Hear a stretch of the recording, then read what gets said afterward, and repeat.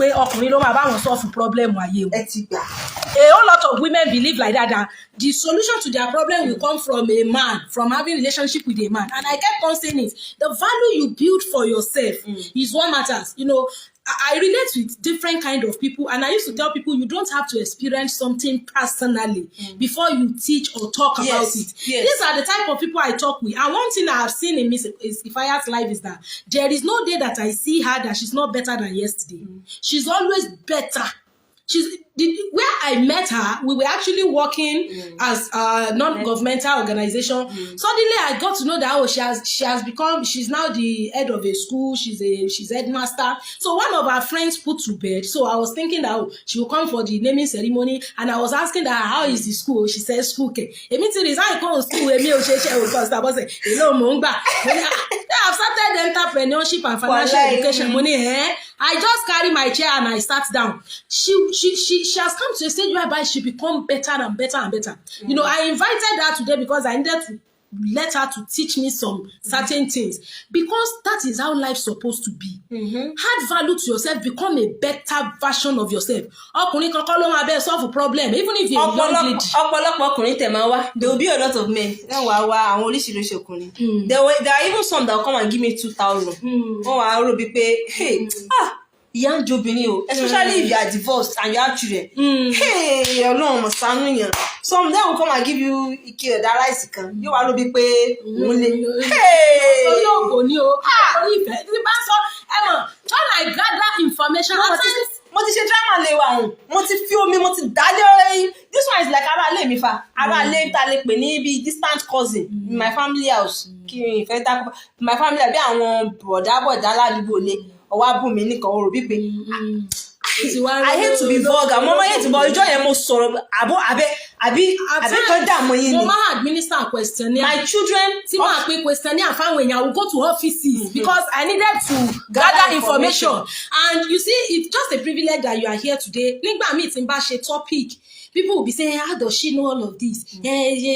She's a young lady. You know, I discuss with people. I talk with a whole lot of people who have personal experience. Some are well read in this field, and some sharing by me could experience. You can learn from people's experience. Yes, you will talk with sentiment. But if you are neutral, you've not been there. Definitely, you will do your presentation with a neutral mind. You will not come to a stage whereby you want to put sentiment to it. So, and when I see her, I don't even know her story. The first time I brought her to my platform, I don't know you are going to talk about yourself that day. That, you're a single mother of 4. She's going to be educating us on how to be a better version of yourself as a woman. So when I brought you in and you started talking about yourself, I was like, oh, this woman, she's a free woman. I'm free, oh. So everybody that knows me, I don't hide my kids. One thing that One thing that attracted me to Miss Ifaya is that she has never stayed at a spot. When I heard her story, I was surprised. Even before you and I start talking, somebody that has this kind of experience and she's still very strong, she doesn't have mental problem, because sincerely, I want to have a problem. Majority want to have mental problem. So it got to a stage that ọjọ́ tẹ publish ìwé sí Amazon yẹn, mo pé what's the title of the Solo to Sorry. From Solo to Sorry. So mo pé hey, this person has written a book, and I started seeing this value in her. She has become better. Last year that we met, she has become better than that year, and I know that this is what she has been doing, adding value to herself every time. So when we sit down, we come to a stage whereby even if you're a young lady or a young woman, you think it is a man that will come and solve your problem, you just be moving from fire to fire. If you have children, you are polluting your children's mind. Now my children, our mommy, most of them, their dad has never called them or waking. They don't. Who is your dad now? They will say they don't know.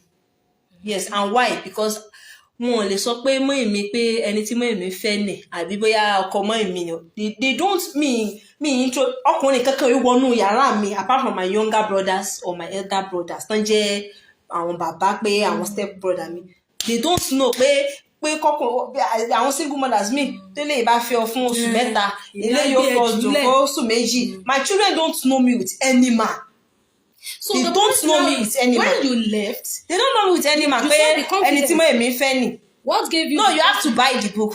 You can search for the book on Seller or Amazon.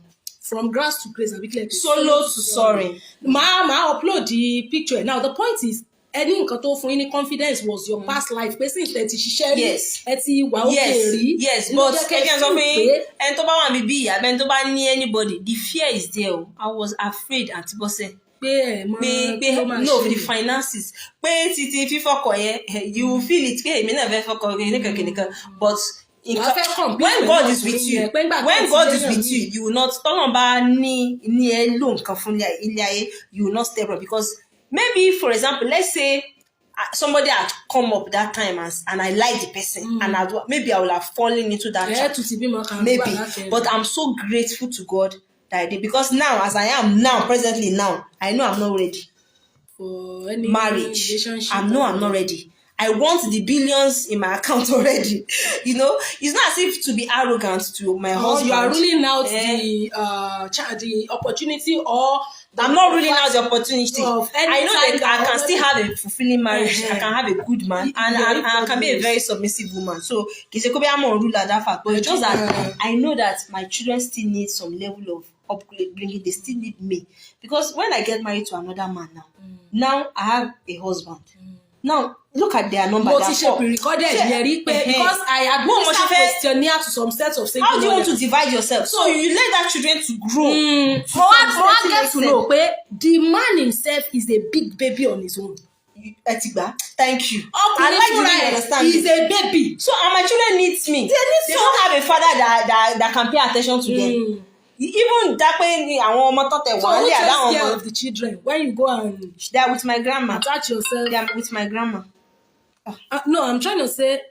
You have a call. Hello. Ekason. Okay, I need cleaning. Sorry, somebody's calling me for a business. Okay, we need bole wama. Okay, igba olalewa wo be. What's the time? Okay, 4. This is like 5. She am I alone in 5 or $5? Okay. So let's make it tomorrow by what time? Okay, 11. Let's say 12. 12 is okay. No worry, ma. Ubelani. No worry. Because the problem, we offer professional cleaning. Alright, so my pay in 12 lola. That can be happy. Okay. Asadam Road. Agba. Emo worry tá bá tin bọ̀ ní 12 lola máa pè. Alright, I'll save your contacts. Thank you. Yes, ma'am. Sorry, someone is calling out for business. I was trying to say that if you go and get another man, you have to take care of the man. Then at that time, who takes care of the children? Because the children still needs you. And my children are attached to me, and I don't joke with them. So that is the theory, the philosophy. And again, now, she's not giving me attention to her children. She's not giving me attention. That's why single mother, don't marry them. They will always prefer their children. It's not like that. They don't want the now. To see in the picture. Now this man that is their father now, maybe he has a lot of children as it is. But see my own children, I'm the only one for them. Funny enough, the man can even have another woman. So now your children is your own. They can't have another mother. But the man you left them to go and meet can have another woman over and over again. And other children. So, married my single mother. She don't want you to scold their children. Her children, she don't want you to get. Personally, like me now, if my child is doing anything wrong, why not? You mean the month if I'm on the picture, if when I love to use when I get married, my husband should help me to scold them. Is it because I'm okay? Their mother said no now. We are doing it together. But we are single mothers, and they will not give you time. They will not. So apart from at least somebody dagba.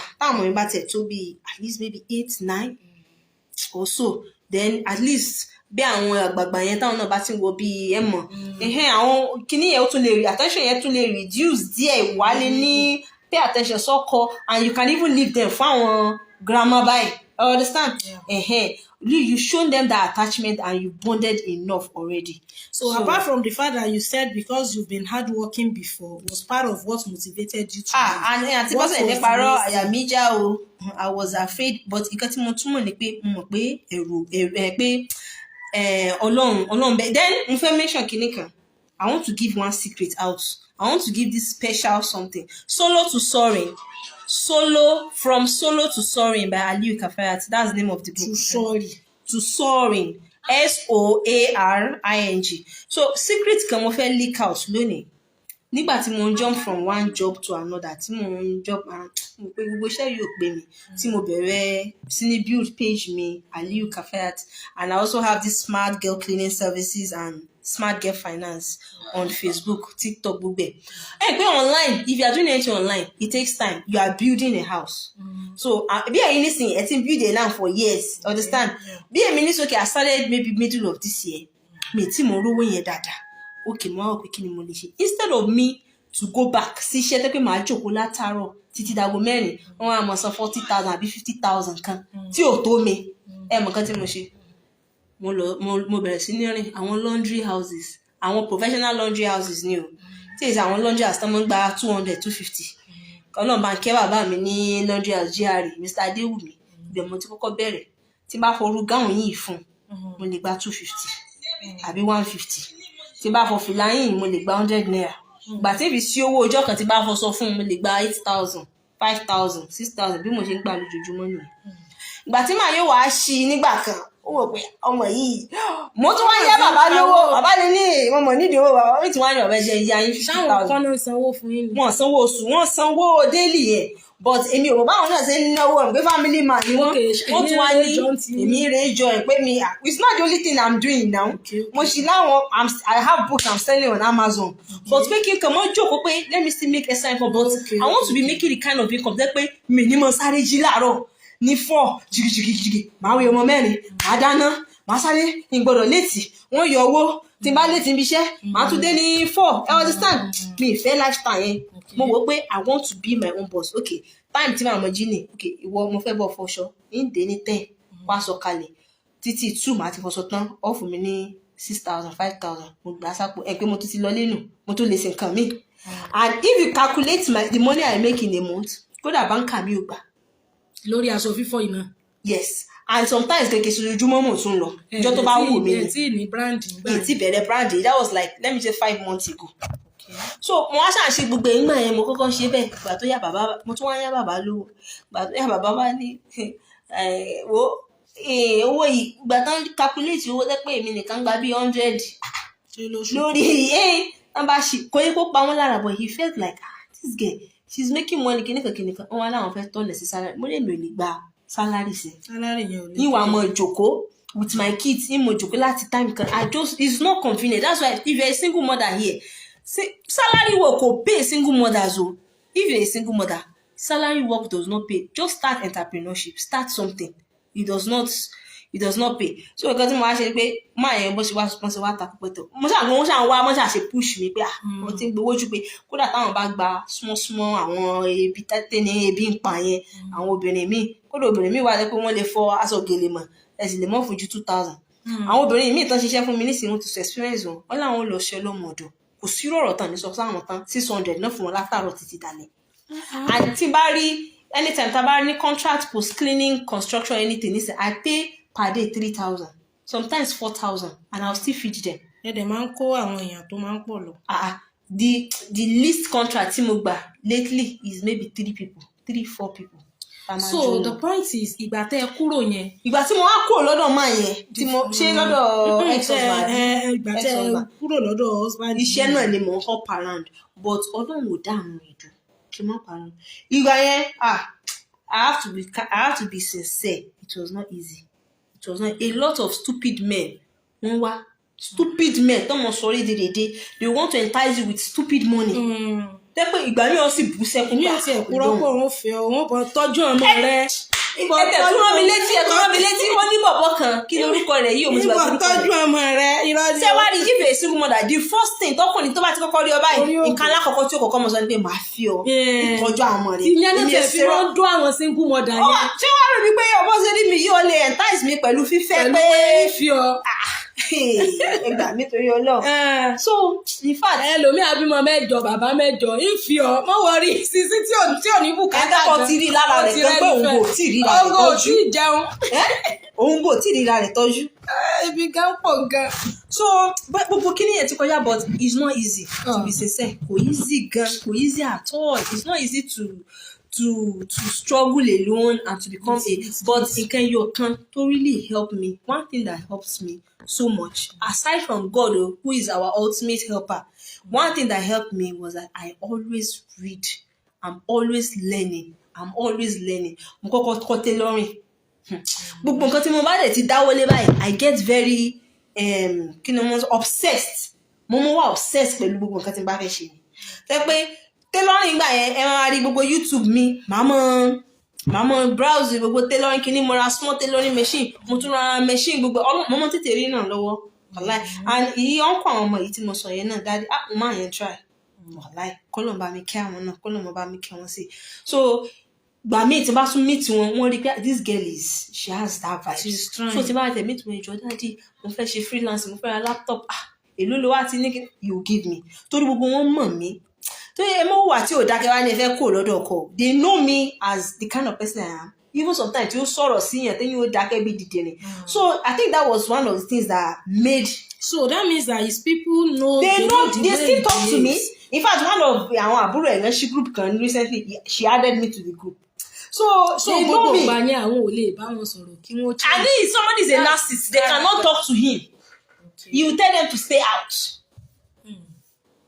Gbogbo wọn gan mọ bẹ̀rù ẹ̀ ni pé ọjà filẹ̀ ẹ mọ̀ so Ọlọ́run méje yẹn kó sí ọwọ́ ni so I think that is a secret I want to let out that if a single mother kò ó máa di ọkàn rẹ ni o kò easy gan you suffer. So don't think that it is a man that solve the problem. You will not drink garri you will drink garri in fact there are sometimes I sleep on empty stomach and give my children food to eat yes it's not easy but I was determined the determination the commitment that I will work it through and I'll be successful was there. I always have that determination. Then I'll be successful and I'll make my children now. My eldest son, all my books, is always because they always see me reading. So why would they learn? So apart from the fact, I feel you can make it without him, that you can actually work hard and be okay. What other things will motivate you take courage to go to the court? To go to the court? Or to file for divorce? I think one of the reasons why I filed for the divorce was my kids. In fact, the second day I filed for divorce. That I wanted to have my children. Because you will not know what to do. Is either you succumb to him or you take the next level. Because he made it so that I cannot see my children.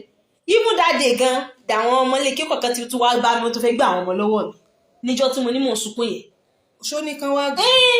locking them inside.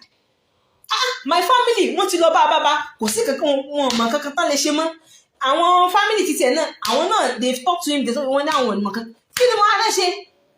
I was left with no option. I cannot let my children die in that situation. I had to go to the court. So that was one major thing that pushed me to go to the court. Even without at the mother side me or at the father side me suffer anybody, I took my life in my hands and I went to the court. And all of them, when they heard, they were like, Ọmọ Akinyo, because kò sẹ́ni tó lè sọ pé Kàfáyà lọ sí court. Yóò wá di pé ṣebí àǹtí kíní àbí ṣebí bọ̀dá kíní ló ní kí n lọ court. But they were all hoping that I will realize it and do it by myself. And I thank God I realized it and I took that step. And Koumi, after the court, there was even a lady lawyer and that's why women we have to support each other. Court enjoy a female and she saw me, they were asking questions, and she took it up. She took all my gbogbo kini, she did not collect 1 naira from me. A single lady like me, a small young lady, like me. Free service. Wallahi, she in fact, I think she was one of those people that made me see that women, we have to stand for each other. On a good thing. Obìnrin mi wà tó mọ̀ ń ṣojú ayé. Tó yẹ pé tó máa wà emotional. Ẹ wo story tẹ́ wo yẹn. Ìgbà tí woman yẹn kọ́kọ́ ń sọ̀rọ̀, ṣe rí wípé téèyàn bá fẹ́ wà emotional, èèyàn fẹ́ máa support ẹ̀. But when you listen to the family side, the side of the husband family, tó ọkọ ẹ̀ kú yẹn, ẹ rí wípé àwa jẹ́ wàá adjust ẹ̀ síra wọn. Tó bá jẹ́ pé the woman was maltreated, they will support. But because tá bá sọ pé gender kan la fẹ́ máa support, women at times can be manipulative. Àwọn obìnrin míì máa wà manipulative o. Lẹ́gbẹ́ ọ̀nà máa hun jọ. Tẹ́ ẹ̀ bá wá ìmú, tẹ́ ẹ bá lọ fi emotion sí báyìí, èèyàn máa ṣe mistake. So women supporting women if the women is on the right side. Ó sọ fún mi ní ó ti ṣẹlẹ̀ something like that ti ṣẹlẹ̀ sóhun rí. But she's been reminded, it's just a kid. It's just a kid. So ó ṣáà assist mi nígbà yẹn gbogbo nǹkan tán ní kí n mọ̀ kọ́ gbogbo torí gbogbo dààmú yẹn gbogbo bí ṣe tó náwó gan orí fọ́ mi nígbà yẹn, but I was ready to do anything just to get my kids. Okay, ṣe after tán bá ṣe ti divorce tán, wọ́n ṣẹ̀ṣẹ̀ ti custody. Stage by stage ni. Kẹ̀ tó wá ṣe yẹn. So when the kids came out, rí àwọn tán wà sójú ayé mọ̀ fún yín nìkan mọ̀ ṣe kinní. But it's an opportunity at that time if you know what to do to quickly start. Try a lot of business. This year, I think I did POS business. POS, not doing. Now, so you try a lot of business. It's been a while we are alive. So far, what advice do you have for them? How to just be a better version of yourself? Because I believe what has helped you this far was because of the fact that you believe in yourself and you are hardworking. Obìnrin mi ti believe pé gbogbo ìṣòro ayé òun ọkùnrin ní ó bó ń tàn. Tókùnrin kan bá fóun lẹ̀, ọkùnrin mi ní ó bó ń gbé bùkátà. And just like you said, you have been there. Pé àwọn ọkùnrin bá ti rí single mother, ń fi ọ̀nà fún wọn. Wọ́n ti mọ̀ pé kàtà ń wá náà. Wọ́n ti mọ̀ pé tán wá náà ló wọ́n kan náà ń wá. Ẹni tó ń gan níyàwó ńlé tí ò sì tọ́jú ìyàwó. Ẹni ẹbí ń pa tó ń bò níbù. Òun gan bímọ ẹnìkan bímọ fún nǹkan tí ò tọ́jú ọmọ yẹn. Yóò dà fún yín. Yóò wà tọ́jú ọmọ lọ́gbọ́n. So just women, I think Ọlọ́run ṣàánú wa. But then mo fẹ́ kí n tẹ̀ tó sọ advice for any woman. Ọgbọ́n ọkùnrin ò rí bákan náà. Not all men are the same. Wallahi, I have to mo ṣáà ń tẹnu mọ́ pé wọ́n kú àwọn ọmọ mi, àwọn ọkùnrin kan náà làwọn náà.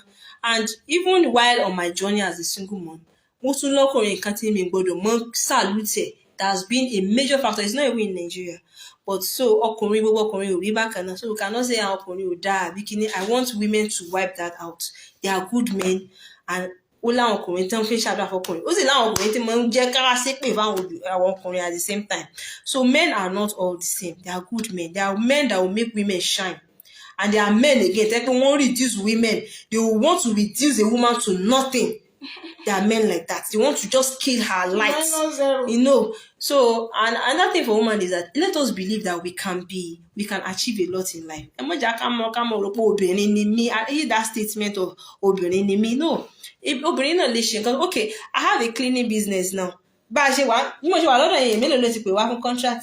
So many people. Èèyàn méjì, mo lọ rí bì kan lónìí tá a lọ bid ẹ̀ ni mo fi yà wá kí àǹtí Bọ́sẹ̀. Bí mo ṣe tún wà bíbí tá à ń ṣe live yẹn lómi tún ti pè mí. So I did a lot of flyers, I did banners out there. If you are in places like GRA, Tanke, you should have seen our banner, our flyers. So I have this my promoted shirt and all. So you can also follow my page on my Aliu Kafa. You can start up something. As a single mother, don't even go for. So if you are working on salary, fine, it's okay, but you can save from your salary. You start something. As a single mother, àfi tó bá fẹ́ kú ní kékeré. It's a salary. They will use you now. How will you even have time for your children? Wàá kàn lóra ẹbí lòkulò. But do you know that àwọn single mother kan wà tẹ́ pé ọmọ méjì péré náà ni tọ́wọ̀n dẹ̀ lè dá tọ́jú ara wọn. Ṣebí mo sọ fún yín náà rẹ̀ nìkan tí mo ní pé she called me one day when we were together. Tí mo ní mo ti fẹ́ move lọ bìkan tó ní aṣọ́pọ̀ ti dé ni mo ní so tí ọkọ bá dé ilé move lọ lé mi. Relocate lọ bẹ́tà so mi lè lọ́mọ gbẹ́nu mansion ní sàfitọ́kọ bá dé lẹ́nu. Ọkọ ti dé ní lẹ́sùn pé mo ní mo fẹ́ kó lọ lé. Because she has only one child o, but she's so upset on that lórí ọmọ kan yẹn ó ti fẹ́ bí ọkùnrin bíi mẹ́ta. Ọmọ yẹn ti mọ̀ ẹ́ bí oríṣiríṣi ọkùnrin. What are you teaching that child? Ọmọkùnrin dẹ̀ ni. wọ́n sọ fún ilé pé bóyá ọjọ́ tẹ́lẹ̀ bá di dáàdì ẹ̀ ni after like some few months or 1 year kò tún ṣe dáàdì rẹ̀ mọ́ ẹlòmíì tún ní dáàdì rẹ̀ me that's what I'm ṣé bí táwọn ọkùnrin yẹn fi máa ń bá wọn sùn tó bá ti ní ìfi ọba yìí aláàbò lẹ́ni single mother mo ìjẹ́ kí n sọ̀rọ̀ wọn dáadáa if you see the way táwọn ọkùnrin mi bá wọn sọ̀rọ̀ ìfi wọ́n ti wá sọ di fífẹ́ yẹn di paradise ọkùnrin tó ṣe pé òǹgàn ẹnìkan bímọ fún kò tọ́jú ọmọ yẹn òǹgàn ìyàwó ilé ẹ̀ kò tọ́jú rẹ̀. so build something if you're a single mother build something learn in fact be out to learn it. at least nǹkan tó mẹ́mi náà wá sábà àǹtí bọ́sẹ̀ lónìí èmi náà mọ̀ pé tí bá wá kọ́ ọ́n kan tán èmi náà benefit nǹkan ni I know that I will shall benefit something and today she has even taught me more than I taught her. I think she was showing me some things on phone, everything, even more than I even taught her the things that she wanted to learn. So at least somebody who has been there. You see all this and how did she? You see, we don't just close our eyes, open it, and bring topic. We gather information from people, those who have been there, those who read about it, those who are with, those who are going through the same thing. Some read that course in the school, and they have so much understand it. They know the practical life, the thing you're going through. So that is it, and yes. I'm so happy that she's here. Duni, Margaret, Ajike, you are right. Not one of the worst things that can happen to a woman is not having a means of livelihood. I'm telling you, not even anybody on earth. Even a young lady. And ọkùnrin tó máa fẹ́ make it, tó máa fẹ́ cut wings here. They want you, if they want to make you weak like a slave, they want to cave you. They will tell you to not work. They will tell you to not work. Even though my loan must a salary for is a lie, my sister. They will call any man that loves you. Most of them, and this is even as a single man, as a single woman. I have a man that loves me, but it's not after paying or anything. He's ready to spend his life's last dime on me because he sees the value that I carry.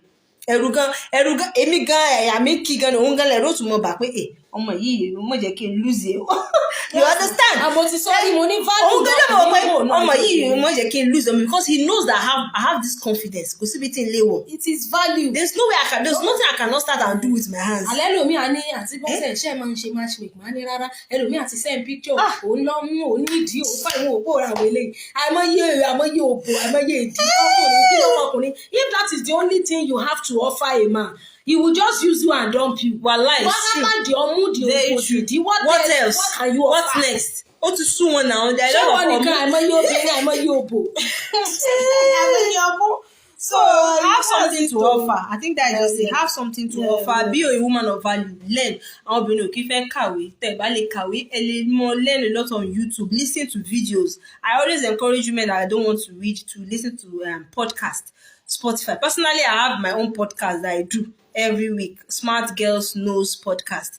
You can listen on Spotify or anywhere that you listen to podcasts. You might learn a lot of things from people that have been successful. You learn a lot. There are even some books that want to Spotify that come out as audio books. When you learn and you become knowledgeable, you become bold, you become confident, and honestly, supernaturally. Naturally, you just see that you are attracting more abundance to yourself. You just become a better person. And a whole lot of and when you come work, you can change. What course did you study in school? How did you know? I said I read. How did you know all of these things? Do you know how much? I know they sleep at night. In this my house. Or it just invited I wake up to I read. I do a whole lot of research, studies, ask questions. Apart from the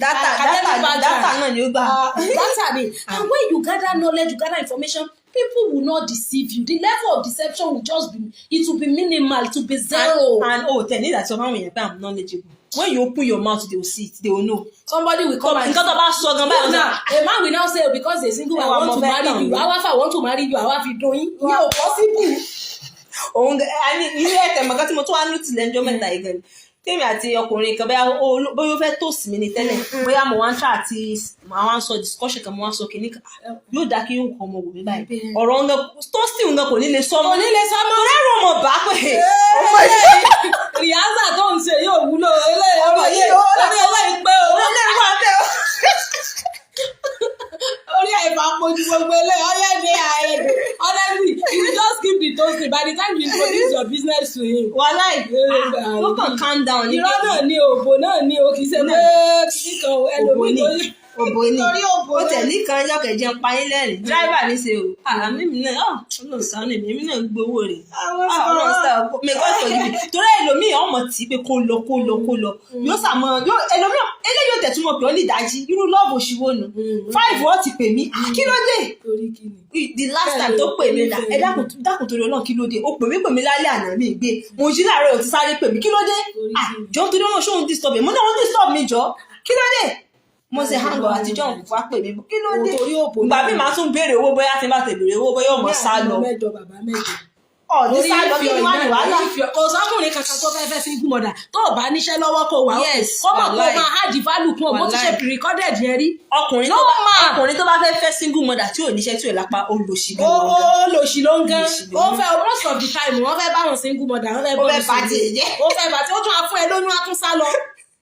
mo lẹ́yìn kan sì nísìnyí tó ti lóyún ọmọ kẹta bàbá kẹta mo ní ṣe bẹ́ẹ̀ lẹ́ ń follow mi ń follow yín kí lẹ ń follow mi sí kí lẹ wá tún ṣe it was not you just waste your data. wọ́n ní when is once tó bá ṣẹlẹ̀ lẹ́ẹ̀kan is a mistake but when is second time is a choice and stupidity at the same time. Stupidity. You choose to do it you have seen it wọ́n alẹ́yìn ọ̀gìnì kan wọ́n kan ò lè fẹ́ ni wọ́n hàn mí pẹ́ni tó fáwọn lóyún lélẹ́yìí. She cannot show me. Marriage is an achievement for them. I'm not saying marriage is a bad. I love marriage. But àwọn obìnrin nísìnyí àárẹ̀ àwọn ọmọ kéèké wọ́n ti mọ lóyún mo fẹ́ lọ ilé ọkọ mo fẹ́ àníjọ́ kan mo lọ spa iṣẹ́ wà o wàhálà iṣẹ́ wà fáwọn obìnrin we need to do a lot iṣẹ́ wà. mo lọ sí spa mi o mo dẹ̀ lọ ẹni tó ní spa yẹn ọ̀rẹ́ mi ni so wa sáà gist and discuss ọmọ kan wá bẹ́ẹ̀ náà bá ní pé ní òun ló bí ọmọ tó tẹ́ sílẹ̀ o òun gan ọmọdé tán ṣe nǹkan òun gan ọmọ kékeré pátápátá a ní ìkọ́kọ́ bìlífù ìgbà tó ń fọ́mọ yẹn lọ́yàn mo tó rí pé olómọ bí ń tòótọ́ wọ́n pọ̀ lé wa ń bẹ̀ yẹn náà ọmọ kékeré ẹ ti mọ̀ sáré pé ọkùnrin ní priority wọn àti teenager age ìlú wa yìí Ọlọ́run kọ́ lọ́ọ́ sànù wa wọn níṣẹ́ kan ṣe wọn lápò wọn ní kankan oníṣẹ́ ọkọ yẹn náà wọn nǹkan tó máa ń wọ̀ ni pé bẹ́ẹ̀ when they marry responsibility táwọn fi ń tọ́jú ara ọkùnrin ní òmò àmọ́ bọ̀ and that mentality is bad. obìnrin ní ìtẹ́ bá sọ pé kò tí ì márì tí ẹ bá ní àkóńgbò kò tí ì ṣiṣẹ́ òun wáṣẹ́ ni wọ́n á ní kí ló fẹ́ fiṣẹ́ ṣe ṣebí ọkọ rẹ ní ọmọ bọ́ ṣe gbogbo nǹkan. ẹ ti gbà á nìkan tí mo mí náà nìyẹn.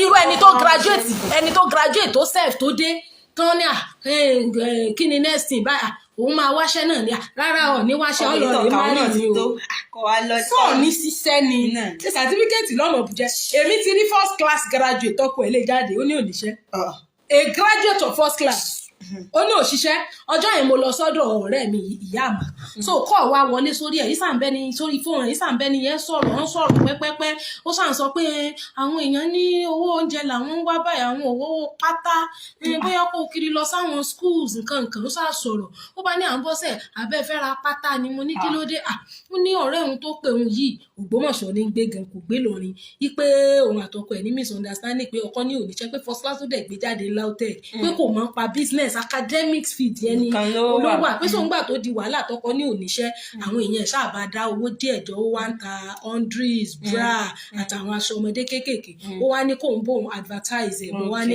ẹni ó bá fẹ́ ra pátá gan ní ìsìn ṣé yóò dá pátá ọjà ni ó lọ ṣé yóò dá látó Ògbómọ̀ṣọ́ ìlú ní a ti wà ní social media era kó upload ẹ̀ sí online kó ṣe presentation kó ṣe online advertising. When it comes to pé kéèyàn ṣe business all this business strategy ó lójú ọjà táwọn èèyàn ń rà ní outside ìlú irú àwọn fundamentalists àwọn agbègbè rẹ lọ ti tà á on a law schools lọ́dọ̀ àwọn teachers then àwọn offices yóò tún kọ́ marketing gan mọ́ so bẹ́ẹ̀ mọ̀ so she's not that good in business but the frustration is ọmọ kan ti wà lọ́wọ́ ẹ̀ ẹni tí ò dẹ̀ mọ́ pa business. bàrẹ̀ bí àwọn online mentoring kó mọ teach àwọn èèyàn online. kí ló máa kọ́ wọn. yóò wá academic kan náà. because ẹni tó ní first class ẹ sì mọ̀ pé gbogbo ìgbésí ayé academic. sanwó gidi fún. èlò òun ò san. so nǹkan tí mo fẹ́ fàyọ́ bẹ̀ ni pé iṣẹ́ gangan ló kùn ṣẹ́. If you are jobless, a man will take advantage of you, especially tó bá rí pé o ti ní bùkátà. Even if you're a young lady gan, tó ìṣepọ̀ ní bùkátà ọ̀ tí lọ́kọ̀ máa rí ìbọn kọ́dọ̀ ọmọ tí ìmọ̀ ọkùnrin you're a virgin. Make sure you are working. Make sure you are productive. Èmi tẹ̀ ń sọ fún ẹnìkan jọ òun ní kí. You don't know what tomorrow holds for you. You don't know what that man can do to you tomorrow. My first thing, I want to open a YouTube channel for them. Start something, start building something. Even our mama, you can ọjọ́ kan open tí a mo wà YouTube channel online for them. èèyàn kan bí mi pé can a 10-year-old girl start a TikTok video? She's even old, even 3 years. Only bẹ̀rẹ̀ YouTube channel for a child of 3 years. ọmọ kankan ló kọ́ àwọn èèyàn bá ṣe ń play keyboard. Èmi kan fẹ́ learn keyboard because I compose, I sing. Bẹ́ẹ̀ni ilé play any musical instrument. Mi ò mọ̀, but I want to learn keyboard. And it's there on YouTube. Tó máa tẹ́ mọ́ máa wọ́n kan yẹn mo ní èmi ò mọ kí ni ìṣe. Ọmọ yẹn máa fi pé bí 20 YouTube á ti wọn sanwó fún. So that is it o. Wọ́n most people love money than value.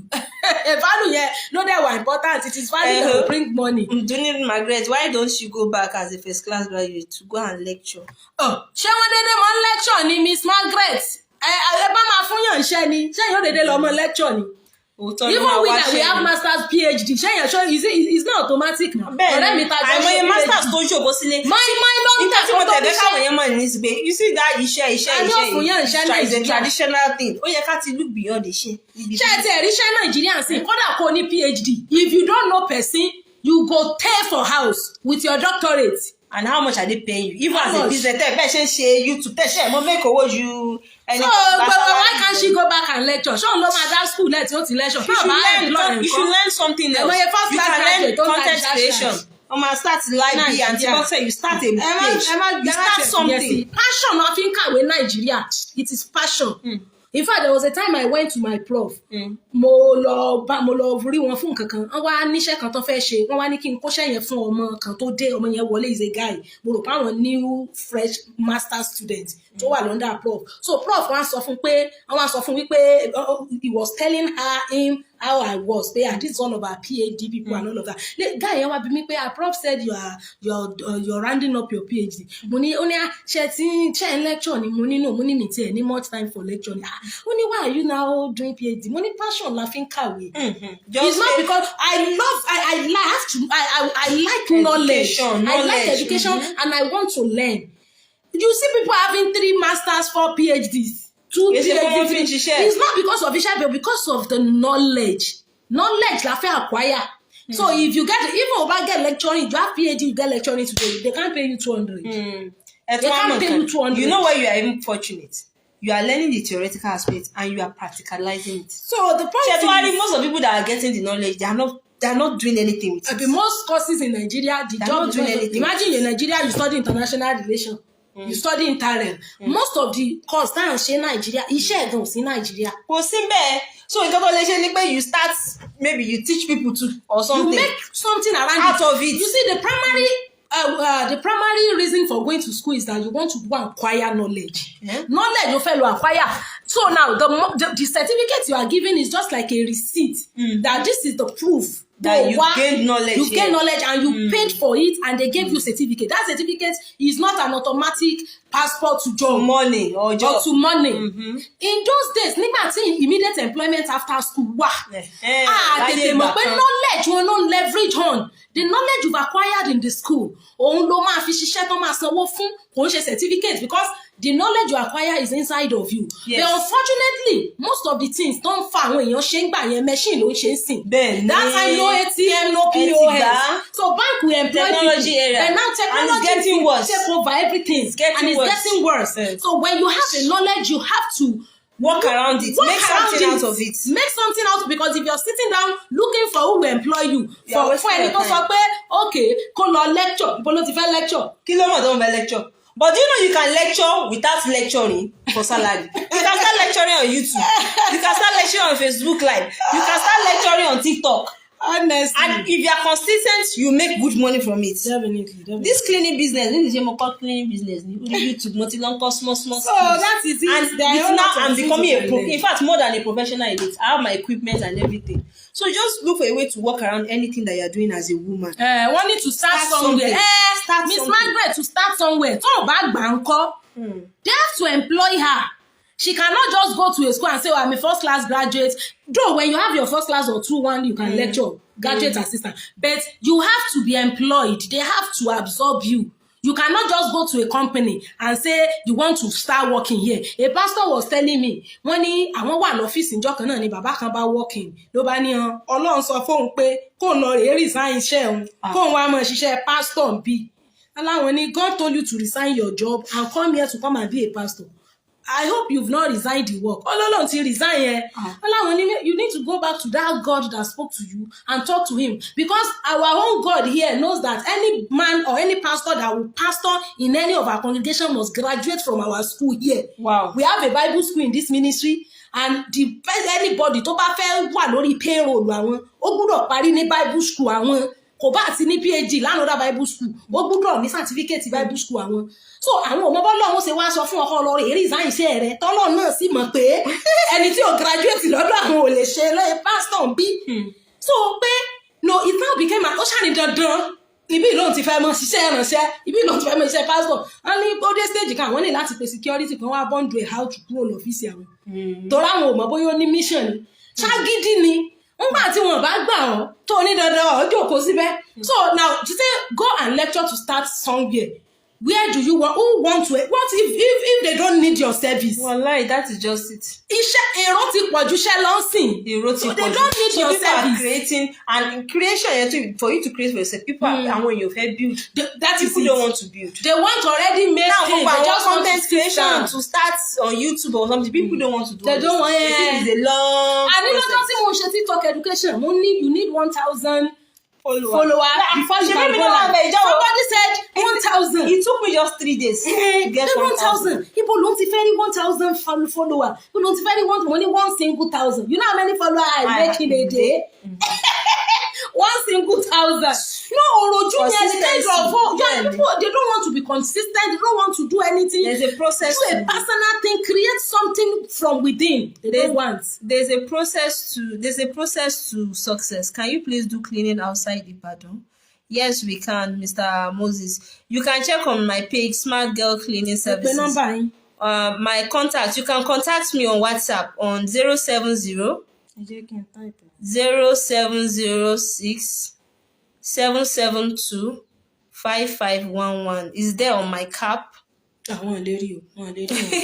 Okay, Wi-Fi. You can check on my personal page to Aliyu Kafayat. Aliyu Kafayat. Or 0706 772 5511. You can chat me. So we do cleaning anywhere around Kwara of Ilorin of maybe around axis of that Ibadan stuff. It will go to the comment section. Okay, so I'm typing my contact. Miss Margaret, wọ́n ní èrò ti pọ̀jù ṣẹ́ lọ. That is the problem. Èrò ti pọ̀jù ṣẹ́ lọ, but as God we have it now. Number online tún ti mú wa, ó ti mú easy fún wa. And it makes it easy. I was talking to a friend yesterday. Mo ní ayé àtijọ́ kan ní odidi mọ́tò 1,305. 1,500. Wọ́n ní àwọn mọ́tò Volkswagen àbí kí lorúkọ àwọn olden days mọ́tò. Èèyàn mélòó ló rówó ra mọ́tò gbà yìí? How many people can afford motor?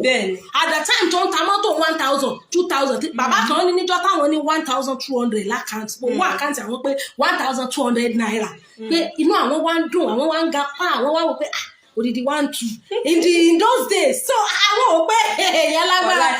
How many people? The same thing náà ni nísìnyí. The same thing. Because value owó yẹn kan drop. Because iṣẹ́ tẹ́ ẹ máa ṣe kẹ́ ẹ tó ní 1,000 gbà yẹn. The same thing náà ni. So now the point is, let us make use of our time. And one more thing. Use of our time. Don't ever say this industry is saturated.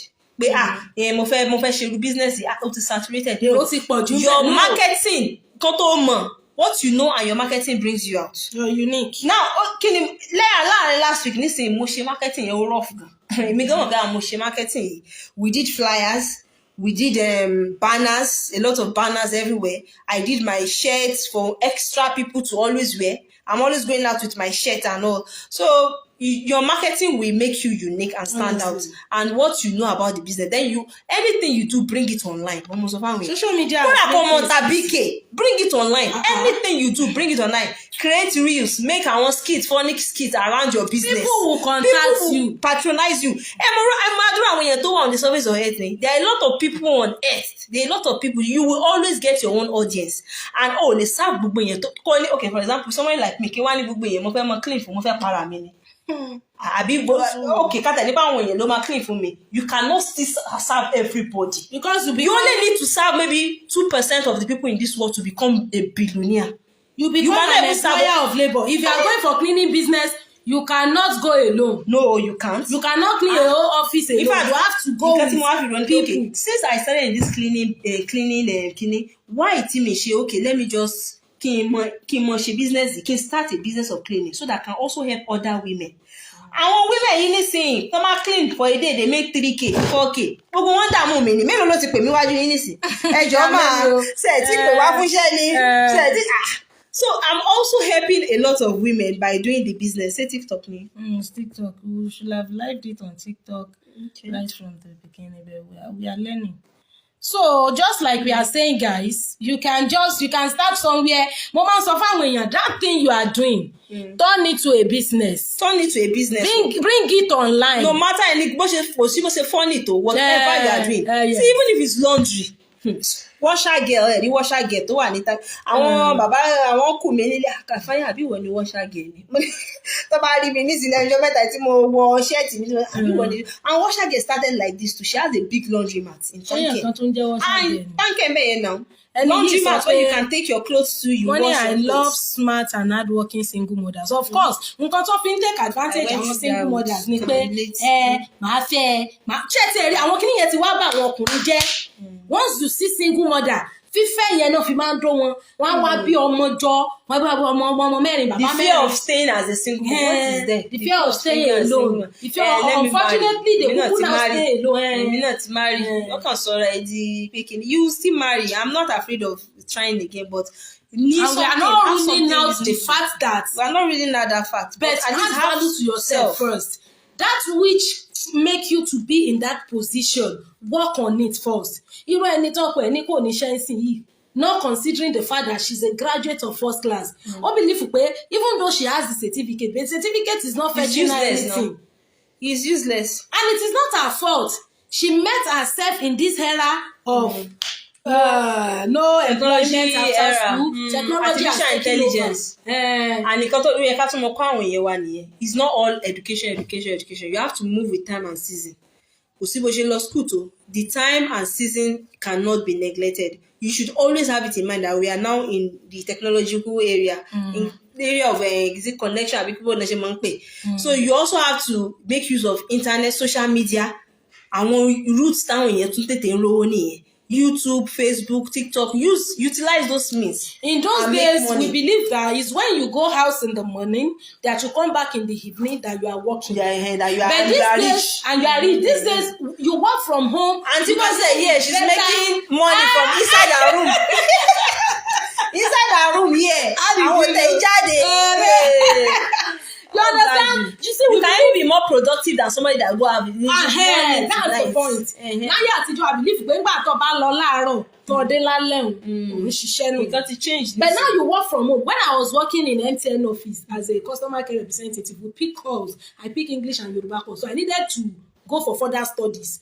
So mo ní láti resign. So HR was now asking me, will you work from home? Because we actually have people working from home. Yes, people work from home. Okay. Because they will give you all the facilities, the everything you need. I said no, pay me only ráyè because the work is time consuming. You sit down for long hours, you talk, you do all of that. So, and assuming I was ready to work from home, I would have been given the facility. You can imagine. Yes, to work because from they home. saw that value. People work from home. Almost, I they work from home. They will give you fuel allowance, you fuel your generator. They give you everything you need.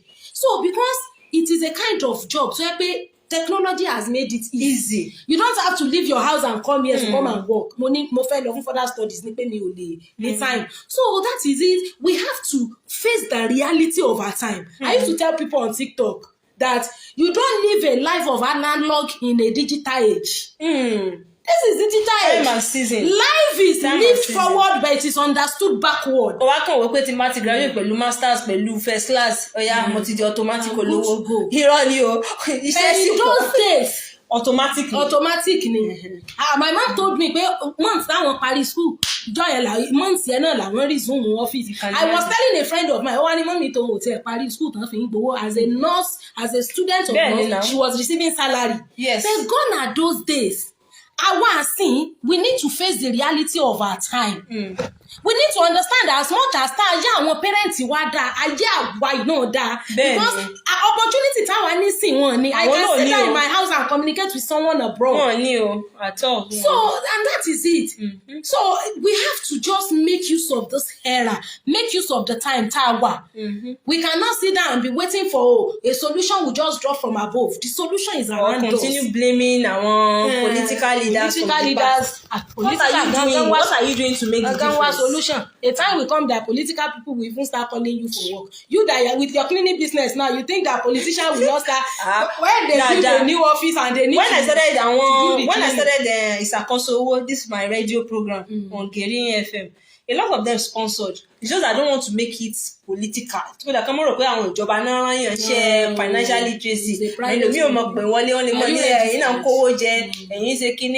understand? Don't even stay on one, because if you say you are working with a political party, we have so many parties in Nigeria. People will even start. That's what I wanted. Although a lot of them sponsored with money, they sponsored, but I don't want to make it being kati and political. You come up with all those scholars now. They can be very.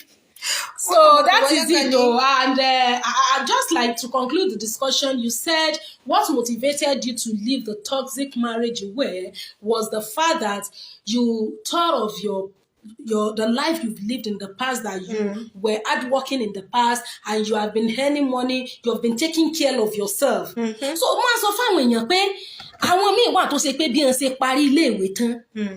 Àwọn míì inú ilé parents wọn ni ń gbé tí wọ́n fi lọ sí higher institution. Àwọn míì parents wọn kọ́lé sí ìlú tó jẹ́ pé kò ń ṣàbúlé náà kọ́lé sí. So when they are going to the university, they were living with their parents. Inú ilé wọn náà ti lọ campus to stay alone. Ìgbà tó lọ sí ìjọba, wọ́n tún ṣe redeployment padà wá sí ọ̀dọ̀ àwọn òbí wọn. Wọ́n dẹ̀ ṣe tán náà ni wọ́n lọ rèé lọ́kọ, ni wọ́n lọ rèé fẹ́yàwó. So they have never been personally responsible for themselves. When children get to a stage, let them take responsibility. It gives them that confidence. And what confidence they help me? I was paying my rent at the age of 19, 20. I was paying my rent. In the north? Yes, in the north. I was paying my rent. I was taking care of my younger ones.